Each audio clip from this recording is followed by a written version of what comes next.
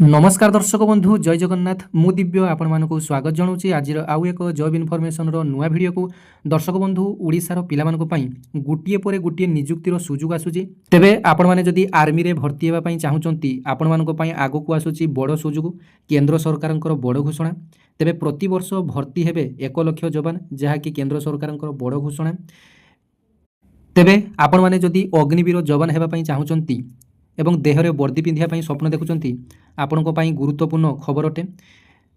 यही अग्निवीर आर्मीर डिटेल्स आपण मान सहित आलोचना करी एवं बर्तमान जो नियुक्तिर बड़ खबर आसी ताकू आलोचना करी खबरटी समस्त को जनईदेवे भिडटी शेयर करी एवं भिडटी भल लगे गोटे लाइक करेंगे चैनल को सब्सक्राइब करेंगे एमती नुआ नुआ जॉब अपडेट पाइबापी तेज देखो प्रथम खबरटी को भल भाव पढ़ी नियंतु जे नोटिफिकेशन रे कौन लिखाई एवं यही Agniveer job detail educational qualification आपंकर फिजिकल कौन कौन हम केमी कौन हम डिटेल्स आप सहित शेयर करी हाइट केते मागुची चेस्ट केते मागुची डिटेल्स आप सहित आलोचना करी तेज देखो सेना जोग देवा चाहूवा आशायी खुशी खबर प्रति वर्ष नियुक्ति हेबे 1 लाख जवान आरंभ हो प्रक्रिया भारतीय सेना बर्तमान यार सबुठारु बड़ जनशक्ति संकटर सम्मुखीन होउछि प्राय 1.8 लाख सैनिकों अभाव सृष्टि होइछि तेज देखु 1.8 लाख अर्थात 1,80,000 बर्तमान सैनिकों अभाव रही सारा देश में कोविड-19 महामारी समय सेना यही परिस्थितिर सबुठारु तीव्र सम्मुखीन होइतिला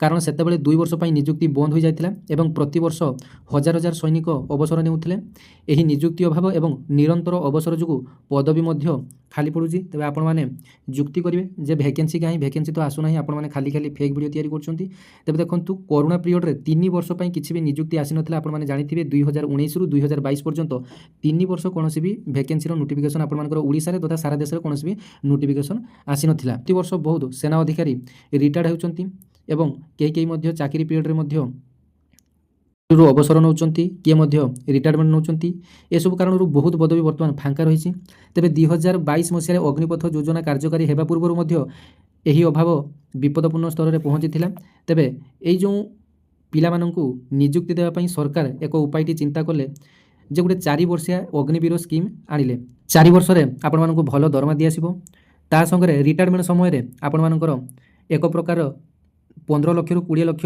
ह्यूज अमाउंट आपण माने पाइबे तापर आपण मानकर जेकोसी भी राज्यर पुलिस रिक्वायरमेंट आसिले से 10% रिजर्वेशन आपण मानक पई रहिबो बड़ घोषणाटी करा जायतिला तेबे अग्निपथ बा अग्निवीर योजनाटी 2022 मसीह कार्यकारी होइतिला एवं प्रथम पर्यायर केवल 46,000 अग्निवीर मानकु चयन करा जायतिला बा प्रथमे 46,000 नियुक्ति आसितिला एमानक मध्यरु 40,000 सेना को जाइतिले बड़ाका अग्निवीर नौसेना एवं वायुसेना को जाउतिले तेबे योजना अनुसार किछि वर्ष मध्य अग्निवीर संख्या 1.75 लाख को वृद्धि करा जायतिला अर्थात 1,75,000 को वृद्धि करा जायतिला अग्निवीर मानकर संख्या को किंतु सही समय प्रति वर्ष 60 रु 65,000 सैनिक अवसर नेउथिले नूतन अग्निवीर संख्या कम थिला जेतेबेले कि अवसर संख्या अधिक थिला यह प्रति वर्ष अभाव सृष्टि करथिला यह बाहिनीर संतुलन खराब होगा लगिला तेबे प्रथम ब्याज 2026 अवसर अग्निवीर मॉडल अनुसार प्रथम ब्याज 4 वर्ष कार्यकाल पूर्ण करिया परे 2026 मसीहार अवसर नेबा आरंभ करिवे एही नियुक्ति प्राप्त कर्मचारी मानक मध्यरु केवल 25% को स्थायी भाव स्थायी भाव में सेना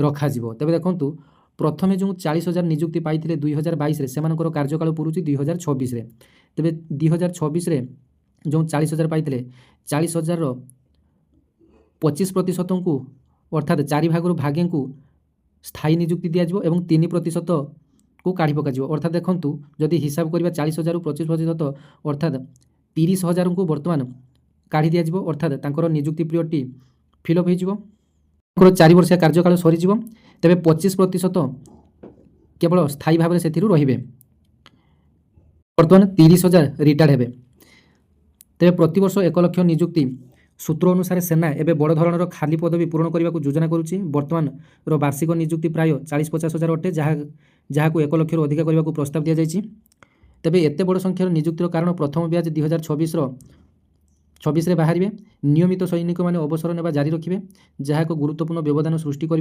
समय मध्य अभाव को पूरण करने 2025 नियुक्ति प्रक्रिया को त्वरान्वित कर देखु यही नियुक्ति को नहीं सेना पक्षर विवृत्ति दि जाइए आपण मैंने देखि नियंतु যে ଗଣମାଧ୍ୟମ ସହିତ ଆଲୋଚନାରେ ସେନା ସ୍ପଷ୍ଟ କରିଛି ଯେ ଅଗ୍ନିପଥର ପ୍ରଥମ ପର୍ଯ୍ୟାୟ ପାଇଁ 1.75 ଲକ୍ଷ ଅଗ୍ନିବୀରଙ୍କୁ ନିଯୁକ୍ତି ପ୍ରକ୍ରିୟା ଚାଲିଛି।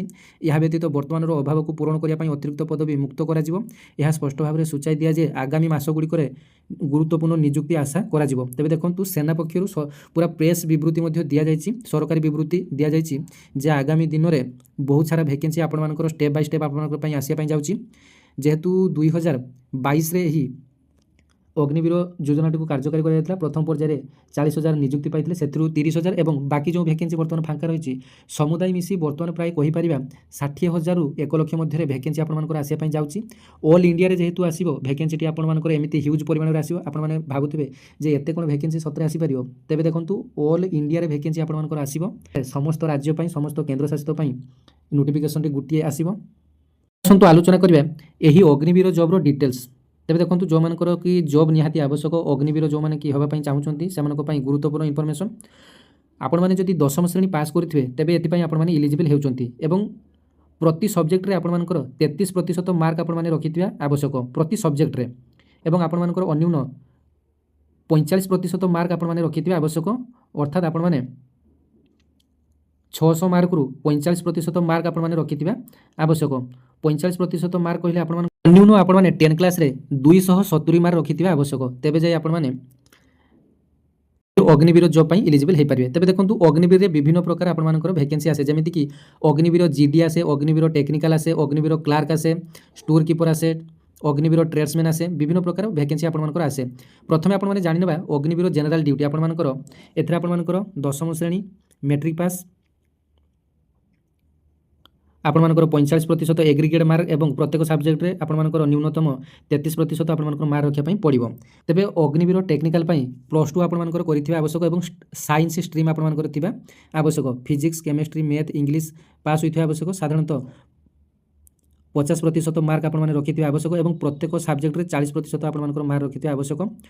ଅନ୍ୟ ନିୟମ ଥିଲେ ଅର୍ଥାତ୍ ITI ଡିପ୍ଲୋମା ଆପଣମାନେ କରିଥିଲେ ଆପଣମାନଙ୍କର ସେହି ଏଗ୍ରିଗେଟ୍ ITI କିମ୍ବା ଡିପ୍ଲୋମାରେ ଆପଣମାନଙ୍କର 50% ମାର୍କ ଆପଣମାନଙ୍କର ଦରକାର।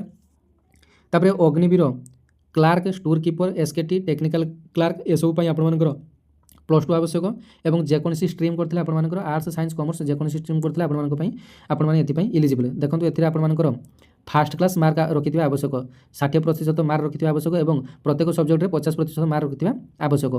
ଅଗ୍ନିବୀର ଟ୍ରେଡ୍ସମ୍ୟାନ୍, ଅଗ୍ନିବୀର ଟ୍ରେଡ୍ସମ୍ୟାନ୍ରେ ଆପଣମାନଙ୍କ ପାଇଁ ମେଟ୍ରିକ୍ ସିମ୍ପଲ୍ କେବଳ 10ମ ଶ୍ରେଣୀ ପାସ୍ କରିଥିବା ଆବଶ୍ୟକ। ଏଥିପାଇଁ ଆପଣମାନଙ୍କର 8ମ ଶ୍ରେଣୀ ପାସ୍ କରିଥିଲେ ମଧ୍ୟ ଏଥିପାଇଁ ଆପଣମାନେ ଇଲିଜିବଲ୍। ତେବେ ବୟସ କଥା ଯଦି ଆଲୋଚନା କରିବା ଏଥିରେ ଆପଣମାନଙ୍କର 17.5 ବର୍ଷରୁ 21 ବର୍ଷ ମଧ୍ୟରେ ହୋଇଥିବା ଆବଶ୍ୟକ। ଆସନ୍ତୁ ଜାଣିବା ହାଇଟ୍, ୱେଟ୍, ଚେଷ୍ଟ ଆପଣମାନଙ୍କର କେତେ ଆବଶ୍ୟକ। ଜେନେରାଲ ପୋଷ୍ଟ ଅର୍ଥାତ୍ ଏଥିରେ ଜିଡି ପୋଷ୍ଟ ଅର୍ଥାତ୍ ଜେନେରାଲ ଡ୍ୟୁଟି ଭେକେନ୍ସିରେ ଆପଣମାନଙ୍କର ବହୁତ ଭେକେନ୍ସି ଆସେ। ତେବେ ଜେନେରାଲ ପୋଷ୍ଟ ଯେଉଁଟାକି ଜିଡି, ଟେକ୍ନିକାଲ, ଟ୍ରେଡ୍ସମ୍ୟାନ୍ ଏସବୁ ଆପଣମାନଙ୍କର 10th ପାସ୍। ହାଇଟ୍ ମିନିମମ୍ ଆପଣମାନଙ୍କର 169 ଆପଣମାନଙ୍କର ଆବଶ୍ୟକ, 169 ଆବଶ୍ୟକ। ଚେଷ୍ଟ ଆପଣମାନଙ୍କର 77 ସେଣ୍ଟିମିଟର ଆବଶ୍ୟକ ଏବଂ ଏକ୍ସପାଣ୍ଡରେ ଆପଣମାନଙ୍କର ଆଉ 5 ସେଣ୍ଟିମିଟର ଅଧିକା ଆପଣମାନଙ୍କର ଆବଶ୍ୟକ। ତାପରେ ଦେଖନ୍ତୁ କ୍ଲାର୍କ ଏବଂ ଟେକ୍ନିକାଲ କ୍ଲାର୍କ ପାଇଁ ଆପଣମାନଙ୍କର ହାଇଟ୍ 162 ସେଣ୍ଟିମିଟର ଆବଶ୍ୟକ।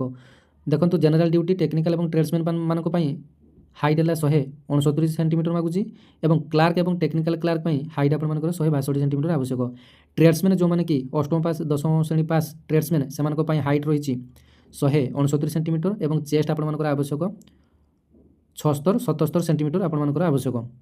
ନା କ୍ଲାସ୍ 10, କ୍ଲାସ୍ 12 ମାର୍କସିଟ୍ ଆପଣମାନଙ୍କର ଆବଶ୍ୟକ।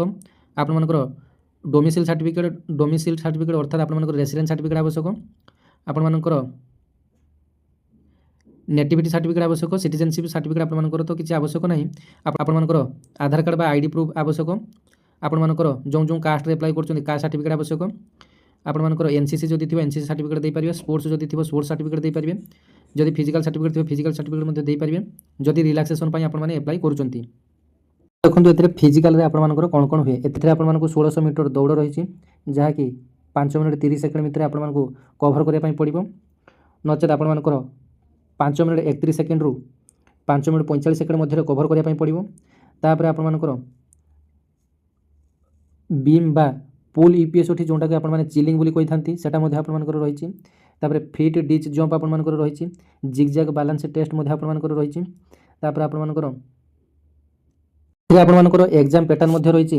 ଏଥିରେ ଆପଣମାନଙ୍କର गोटे एग्जाम देवाक पड़ो जहाँकि आपर general knowledge general science mathematics एवं लॉजिकल रीजनिंग रु बहुत साधा क्वेश्चन आसे अर्थात 5th की 8 क्लास लेवल आपर क्वेश्चन टी आसे तेरे 50 टी क्वेश्चन आसो 100 मार्क रही पास मार्क एथरे आपर 32 मार्क रही है केवल पास मार्क करने पड़ो जिते अधिक मार्क आप भल स्कोर करेंगे से आपर निजुक्ति बा सिलेक्शन होबार चांसेस अधिक रही प्रत्येक मार्क प्रत्येक क्वेश्चन पर आपर 2 मार्क रही तेज देखूँ यहाँ गला जेनेराल ड्यूटी बा जीडी मानकर यहाँ गला सिलेबस तेज देखूँ आपर सोल्जर टेक्निकल और क्लार्क मानी general knowledge general science mathematics physics and chemistry question आपर 50 टी क्वेश्चन आसो